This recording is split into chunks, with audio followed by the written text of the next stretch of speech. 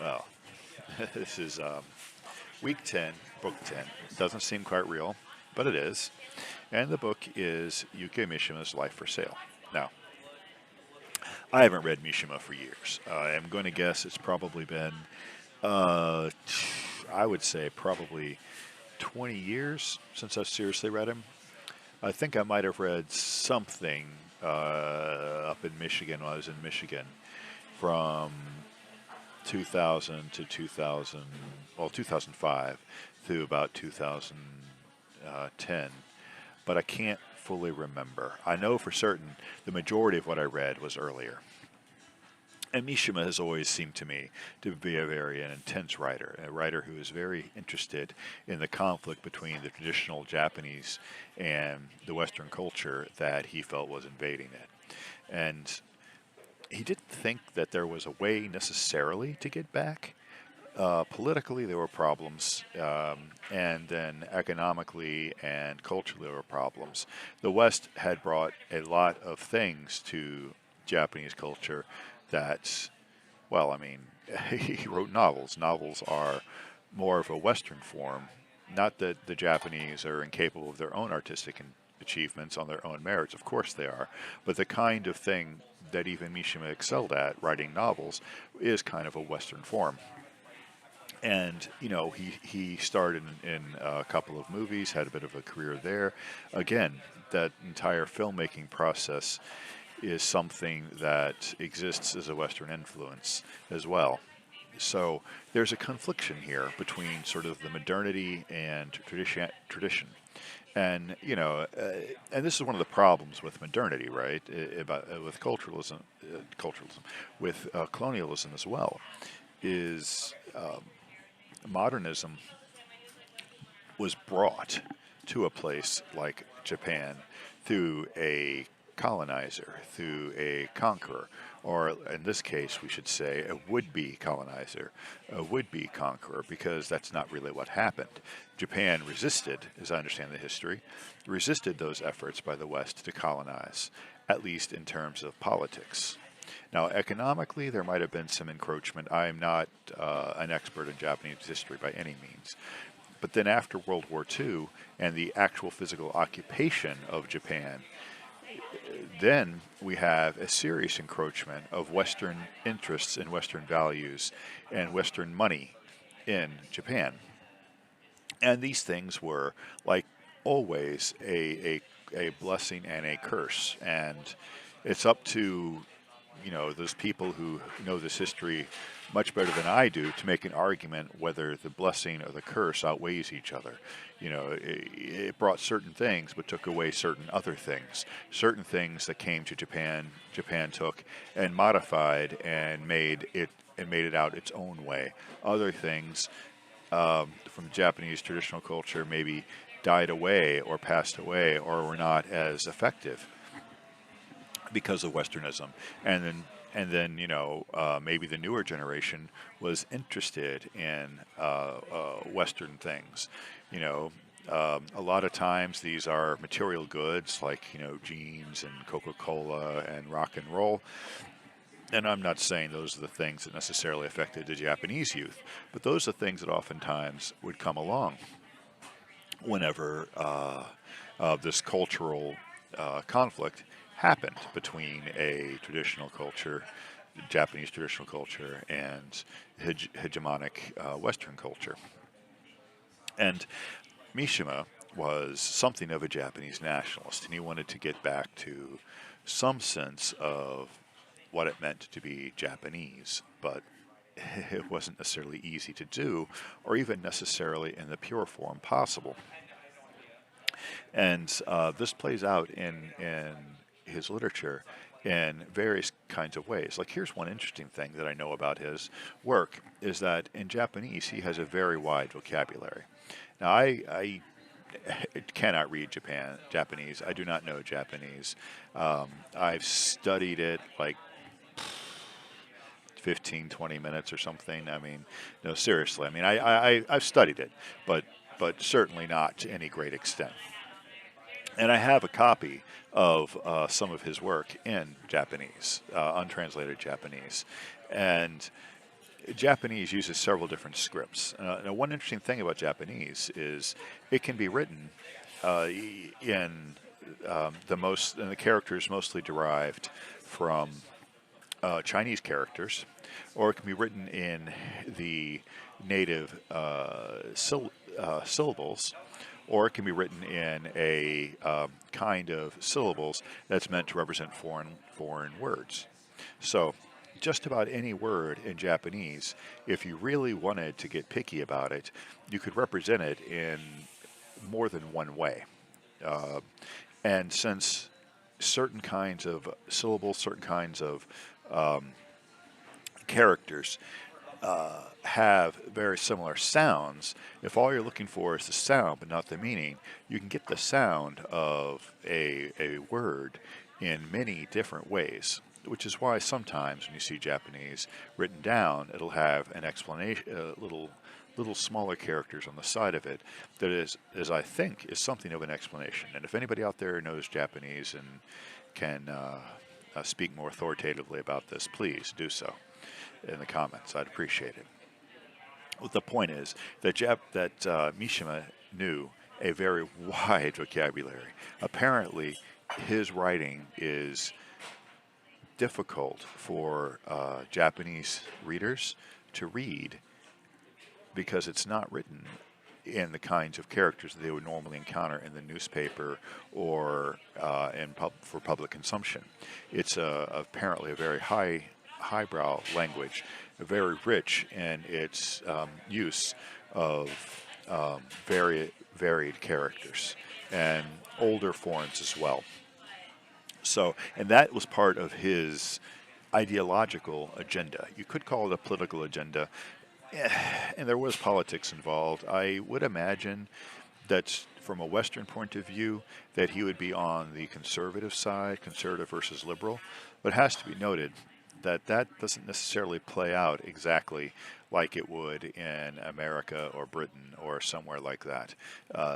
In Japan, what it means to be conservative, what it means to be liberal, may have some similar features, but may not be consistent with everything that we would associate that with.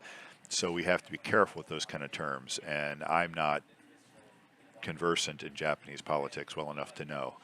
I would imagine he probably did favor a monarchy or an emperor or something like that. Certainly, he would have preferred anything like that over an American government or an American imposed government. Not that he necessarily was anti American, but that he would want Japan to, be ruled by Japan. Um, and this was complicated in that post-war period because obviously, having just lost World War II, Japan was in no position economically or politically to rule itself. And the Allies who were occupying it, after Hiroshima and Nagasaki had been bombed, and after all the fighting from island to island and the other things that had happened, life in Japan, I'm sure, was difficult. And remaking what it meant to be Japanese was probably as much of a soul-searching, difficult process as it's always been for the losers in that kind of a conflict. And, rebuilding some kind of national esteem, rebuilding some kind of sense of worth, some kind of self. And that doesn't necessarily mean a selfish kind of self. It could also mean building a liberal cosmopolitan sense of self as well, one that embraces other cultures but says that, hey, this is us, we are Japan. So it doesn't necessarily have to be a we are Japan, we are great. It just means we are Japan, we are not you kind of thing. Any case. So, to get to Life for Sale, this doesn't deal with any of those kind of things, at least not directly. What this is about a guy who literally puts his life for sale. The book begins with the main character, Hanyo, who decides that he wants to off himself. And he wakes up in the hospital having failed. And And after they let him out, he decides, rather than do it himself, since he obviously is not good at it, he is going to sell his life to somebody. And I did not necessarily take the implication there that he would die, but that apparently is the implication that that would mean in whatever the uh, cultural context or the words that Mishima uses here, because that is exactly what Hanyo does. That's exactly what his clients look for him to do. So it's a very strange situation and full of kind of an existential comic absurdist approach. It kind of reminds me a little bit of kind of, the kind of absurdism of Camus more than the more serious existentialism of someone like Kierkegaard, Nietzsche, or even Sartre. It's this life is absurd. All you can do is laugh at it. And that is not typically what I see Mishima doing, but that seems to be where it's coming from here. So what he does, the main character, is he rents this office space and puts a sign on the door that says life for sale. And he puts an ad in the newspaper and life for sale. And then people come and buy his life. And what they mean by buying his life is, I guess, having him do something that's going to lead to his demise. And then they pay him for this, and exactly what he's supposed to do. Anyway, there is an absurdity to it that I think is quite deliberate. And with the main character, he finds himself getting pulled into these people's lives, and somehow or another, rather than dying, he manages to create more of a life for himself. At the same time, there is no meaning for him. Meaning is life has become devoid of meaning, and that's why he's doing this, because there is no meaning. But he begins to see that he is helping people, and the situations he finds himself in become more and more and more absurd. At first, he is involved with a woman who supposedly is sleeping with a gangster, and her husband is trying to get revenge on her or something like that, and so he goes and sleeps with this woman, and the gangster comes in, and the husband is thinking that the gangster, well, Hanyo is told that it's believed that the gangster is going to want to kill him and the wife, and that's what he wants. He wants the wife to be off. Doesn't happen. The gangster doesn't have that kind of reaction at all. And this kind of absurd situation occurs again and again. He gets involved with a woman who wants to drink his blood because she's got a vampiric kind of thing, and he gets drained, anemic, winds up in the hospital, almost dead. He's in the hospital recovering, getting blood transfusions, and things happen, and she burns herself to death, possibly by accident, possibly on purpose. Her son seems to be relieved and happy that he did this in a weird way. And these are the kind of things again and again and again and again and again throughout the book. And he begins to see that they are strangely connected. There's a conspiracy of sorts around these people who are, the clients he's had have been connected, and there's a conspiracy. And towards the end, they start hunting him, and he doesn't want to die at this point. He has come to some kind of better desire to live, and it's only through devaluing his own life and selling his own life that he finds value in his life.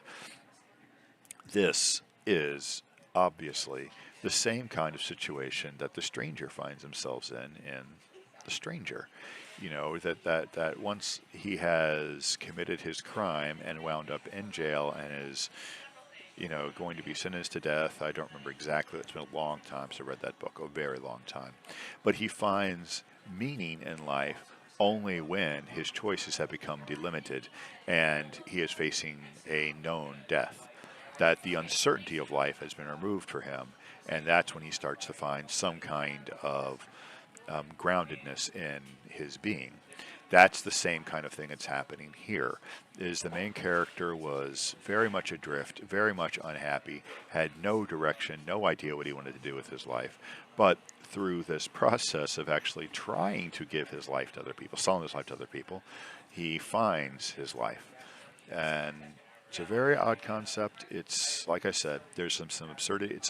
There's some ridiculousness to it. There's some absurdity to it, and that, of course, is quite deliberate. As usual with Mishima, I would say that it is kind of it's not necessarily this hard hitting, concrete kind of writing. That's not what he did. So even though it is not dark and it is not that kind of thing, it is more lighthearted, it is more, absurdist, it still has that Mishima flavor of, not really being heavy in the language way. The idea way, that's a different story. But the language itself has a certain kind of lightness to it, and Mishima always does. Anyway, so yeah, that's him. That's what he looked like.